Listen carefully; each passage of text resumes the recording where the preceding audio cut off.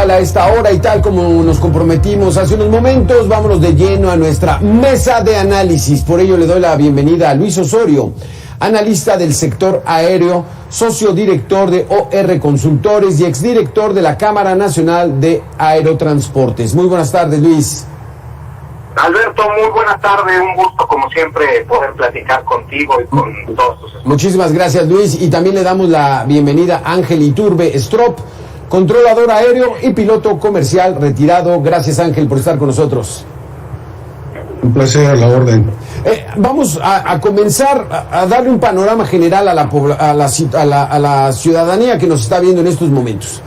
El aeropuerto de Texcoco pretendía ser un aeropuerto muy grande, que desapareciera el de la Ciudad de México, el que no requiriera de Toluca y por supuesto que Santa Lucía, pues dejarlo como una base militar. Pero ahora tenemos tres. ¿Qué representa esto? ¿Cómo se llama esa modalidad y qué tan funcional puede ser? Empezamos contigo, Ángel Iturbe. Sí, gracias. En realidad, para nosotros como controladores de tránsito aéreo, pues es una situación que no es rara, ¿no? Hay muchos aeropuertos en el mundo, hay muchos lugares en el mundo a donde hay 2, 3, 4 aeropuertos en la cercanía de un centro de una ciudad que da diferentes servicios. Por lo tanto, no es nada extraordinario para nosotros. Lo que sí debemos de subrayar es que el proyecto originalmente era desaparecer el aeropuerto de la Ciudad de México por toda la problemática que implica y que la estamos viviendo actualmente. El rediseño que se hizo, un mal rediseño, por cierto, no basado de OASI, lo cual genera condiciones inadecuadas para la seguridad, para la fluidez, para la rapidez de los aviones que vuelan en este espacio aéreo. Entonces el plan original era desaparecer o cerrar el aeropuerto de la Ciudad de México. Es más, yo recuerdo que ya hasta se estaban peleando, haciendo planes de qué es lo que iban, para qué iban a ocupar esos terrenos que actualmente están en los que está el aeropuerto y que eventualmente iban a quedar libres. Nunca se pensó en tener otro aeropuerto. El aeropuerto de Toluca, si bien formó en algún momento un escape, en realidad no tenía otra función más que darle salida a una gran cantidad de tráfico al ya saturado aeropuerto de la Ciudad de México desde hace años, dejando fuera de las operaciones de este aeropuerto de México todos los aviones que fueran de lo mal llamado tercer nivel o de aviación ejecutiva, y dejando exclusivamente para operaciones de vuelos comerciales de ruta y de itinerario. Okay. ¿Qué fue lo que pasó? ¿En qué momento se decidió cambiarlo? Pues eso habría que verlo con la administración. Nosotros no tenemos nada que ver con eso. De hecho, el sistema aeroportuario actualmente con 3 aeropuertos, incluso si se llegara otra vez a tomar en cuenta el de Puebla y el de Cuernavaca, para nosotros solo implicaría hacer nuevos procedimientos, dar la fluidez necesaria, pero sobre todo la seguridad de que dentro de lo posible operaran todos los aeropuertos con seguridad. Luis Osorio, aquí la situación está de que ahora tenemos 3. El que ya teníamos, que estaba operando ya con exceso, pero bueno, ya tenemos uno que nos desahogue. Calculan que pues el 30% del tráfico y de la demanda, pues bueno, ahora ya se vaya al Felipe Ángeles a corto plazo, pero ¿cómo ves esta situación? Ahora estamos ofreciendo buen servicio aeronáutico en el centro del país. Mira, Alberto, como bien lo comentas, ahora tenemos 3 aeropuertos y hay que recordar que pues esta fue la apuesta y la propuesta de esta nueva administración o de este nuevo gobierno, en el cual la intención pues fue tener un sistema simultáneo de 3 aeropuertos, contemplando no solamente la nueva construcción de la IFA, sino también la permanencia del AICM y el reimpulso al aeropuerto de Toluca. Como bien también lo mencionaba Ángel, pues este es un tema que no es nuevo, que no es nuevo para ciudades con el tamaño como la Ciudad de México, la zona metropolitana.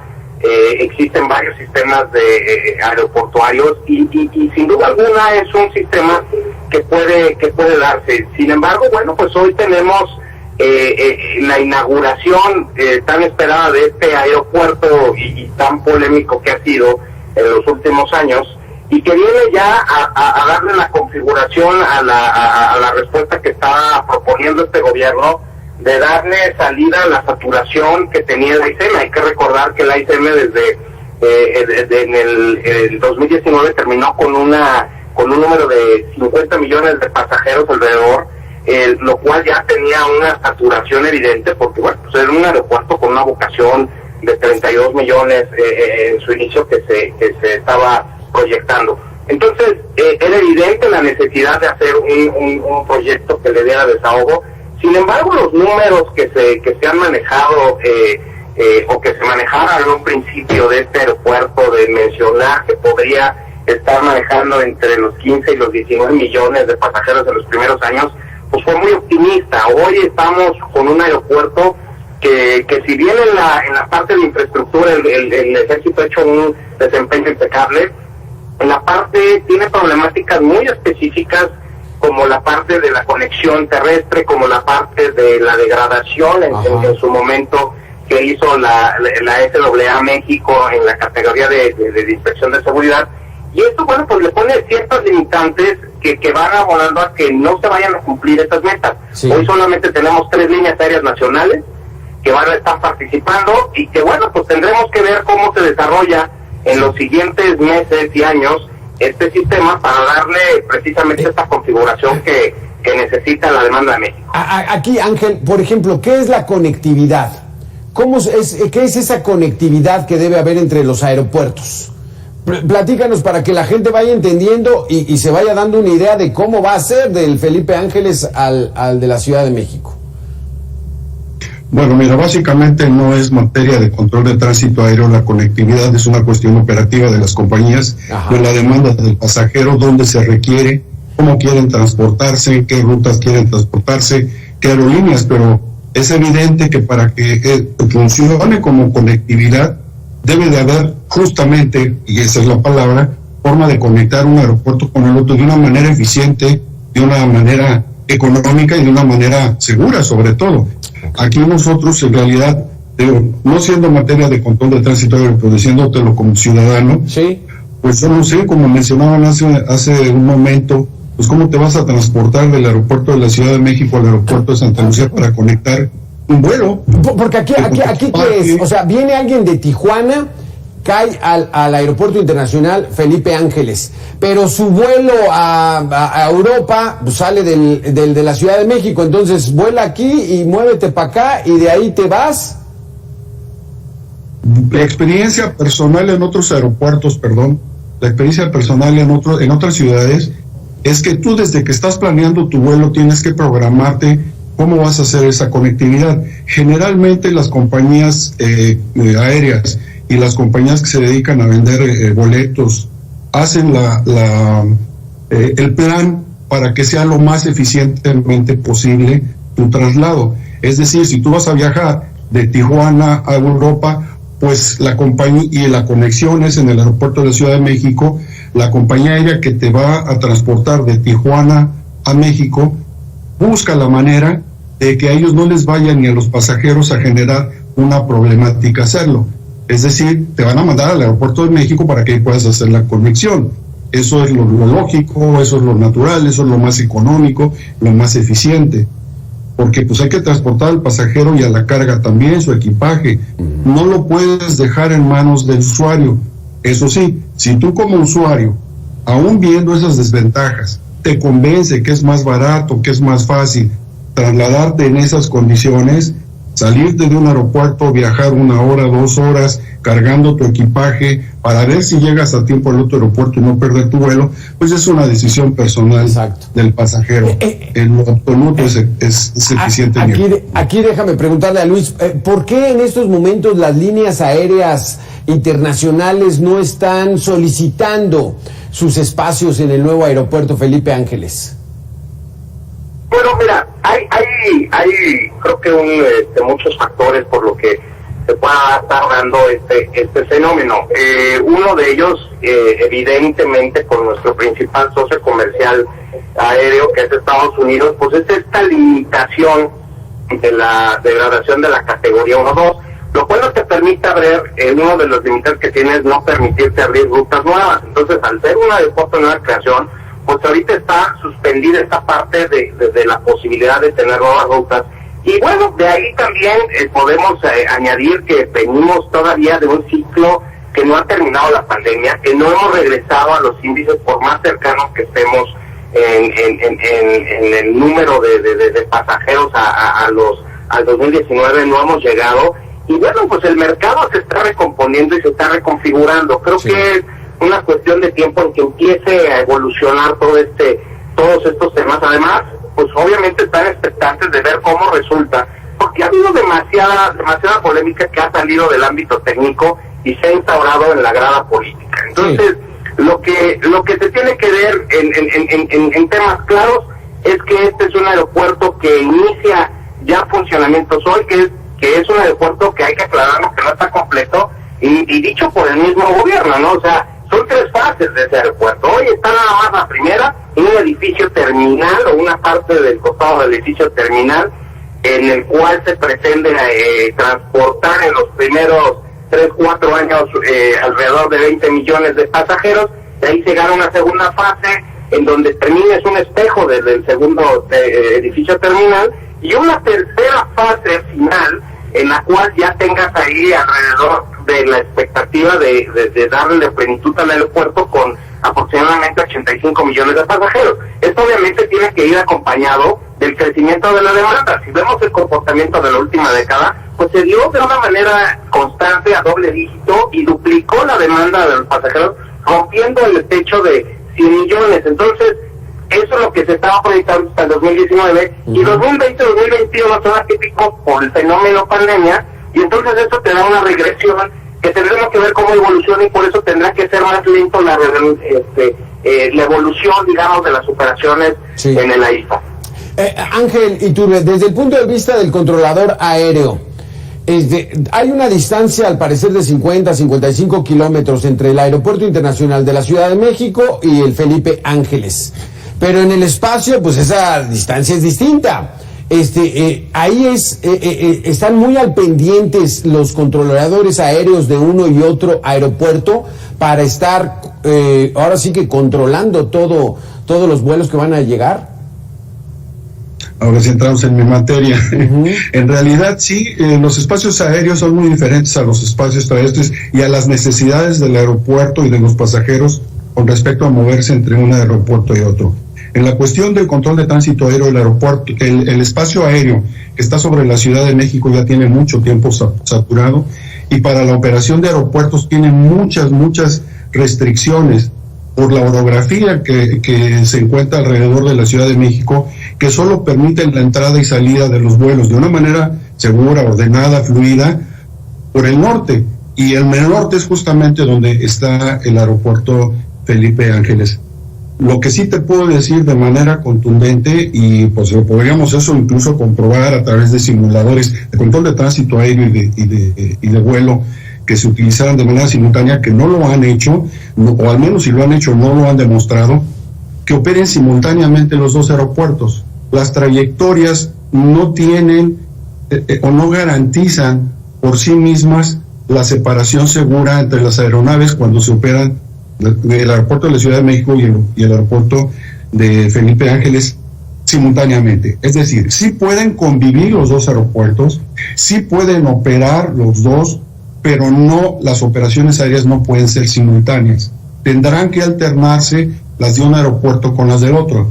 Hoy por hoy, con la baja demanda que hay de vuelos en el aeropuerto de Felipe Ángeles, en realidad no va a afectar gran cosa, no es significativo la manera en que el controlador pueda intercalar las operaciones de Felipe Ángeles con los aeropuertos, las de México. Pero sí, si esto aumenta, si aumenta la demanda de vuelos, sí va a haber de alguna manera demoras en uno de los dos aeropuertos. No van a poder o van a tener que manejar los itinerarios de manera tal que no coincidan las propuestas de salida o de llegada entre los dos aeropuertos, porque no va a ser posible. Eso por un lado. Ajá. Ahora, se hizo un rediseño del espacio aéreo de una manera totalmente arbitraria, totalmente fuera de normas, sin atender las recomendaciones internacionales, porque esto no es una cuestión local, no es como regular el tráfico de la Ciudad de México terrestre, ni de trenes.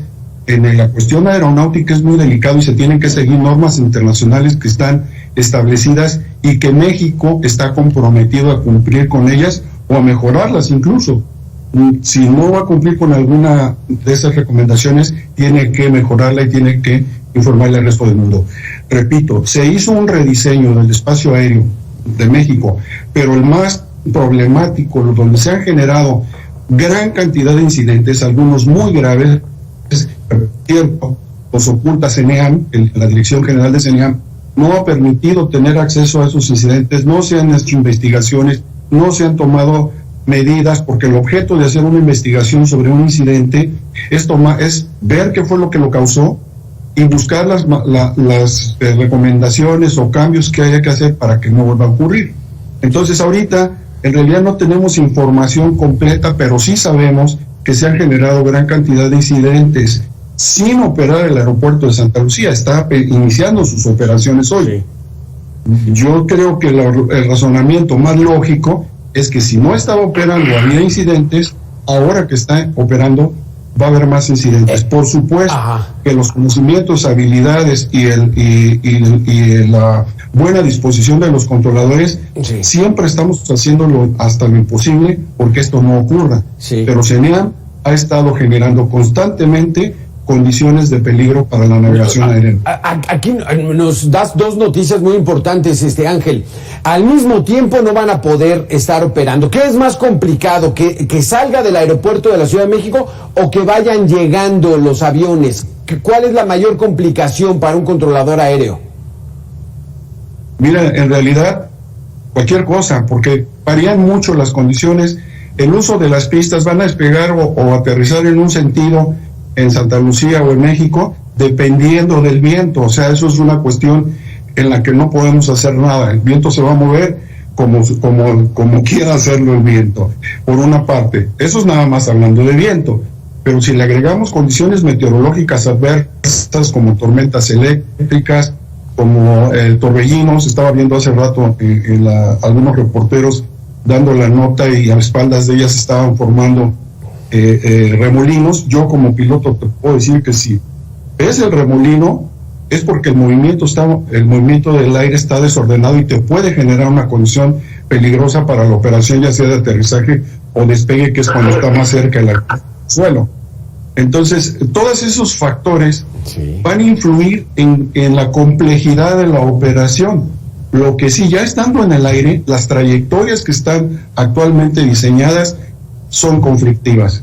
Es muy difícil, va a ser muy difícil, cualquier error de control, cualquier error de pilotaje, cualquier condición meteorológica que altere o que obligue a alterar la ruta mínimamente de un vuelo o su altitud en esos puntos puede generar una catástrofe. Entonces, ese es el problema. El problema es de la cercanía de los aeropuertos, no es en sí la cercanía, es más, tampoco es el aeropuerto. Si nosotros tomáramos el aeropuerto de Santa Lucía y completito como está, con sus pistas, con sus plataformas, con sus edificios, lo trasladáramos a otro lado más distante de la Ciudad de México, no habría este problema. El aeropuerto en sí no es el problema, es su ubicación. Exacto, y la ubicación aérea. Pues Luis Osorio, muchísimas gracias por haber estado con nosotros. Ángel Iturbide, pues muy interesante esta situación. Más de 50 millones al año movía el Aeropuerto Internacional de la Ciudad de México. Por la pandemia se detuvo, ahora es tratar de desahogarlo, pero mientras más aumenten los tráficos aéreos, pues hay que ponerle mayor atención. Muchísimas gracias, Ángel Iturbe y Luis Osorio, por haber estado con nosotros. Alberto, ¿me permites un comentario? Gracias, Alberto, con gusto. Sí, a ver, rápido, Ángel, que ya nos tenemos que ir. Sí, permíteme. El problema que tenemos ahorita de la inauguración del aeropuerto es que se va a acabar la nota sobre el aeropuerto y a nosotros nos preocupa que ya no se vaya a hablar de este problema del espacio aéreo. Es una conclusión que sí nos preocupa. Entonces, no se va a hablar ya del aeropuerto, de la parafernalia, de la inauguración, pero sí hay que estar muy al pendientes, Ángel. Correcto. Vamos a estar en contacto contigo, Ángel. Ese es el compromiso que, si nos permites, vamos a hacer para que tengamos toda esa información y seguir atentos a lo que ocurra en ese tráfico que hay, en ese tránsito aéreo que hay, que habrá ahora aquí en la Ciudad de México. Ya empezó este 21 de marzo. Gracias, Ángel. Buena tarde. Gracias, Luis. Buenas tardes. Gracias, Alberto. Ojalá tengamos oportunidad de seguir explorando este tema. Con mucho gusto. Exactamente. Muchísimas gracias. Hasta aquí este espacio de información, ya lo sabe, muy atentos, porque no solamente es la infraestructura física, sino realmente lo importante es la coordinación del tránsito aéreo que vamos a tener ahora en la Ciudad de México. Le doy la bienvenida a mi compañero